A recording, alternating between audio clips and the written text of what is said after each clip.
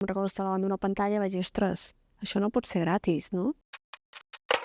Algo que només veiem una pantalla, que no ho podem percebre físicament, diguem-ne, o més enllà que amb els nostres ulls, com pot tenir un cost tan gran. Les emissions sí que s'intenten limitar, però clar, les emissions venen donades perquè hi ha activitat, no? I l'activitat pot passar perquè hi ha energia disponible. Però si no redueixes l'energia, que vol dir modificar dramàticament l'activitat, aquestes emissions no es redueixen. I llavors és que no té cap sentit. Som cossos petits que estem inscrits a dins de superestructures que no són locals, són nacionals i són internacionals i són a nivell global. És molt difícil entendre, primer, on et situes tu com a cos humà, no? Com a ciutadana dins d'aquestes estructures, quin impacte tens i com canviar aquestes estructures d'una manera que puguin ser sostenibles, no? Vull dir, però això en qualsevol indústria. Per això és molt important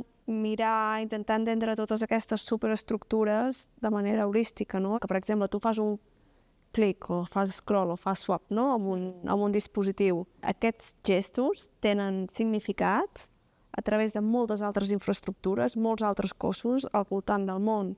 No? Està generant economia per certes companyies, això està passant per molts ordinadors i centres de dades i cables per tot el món.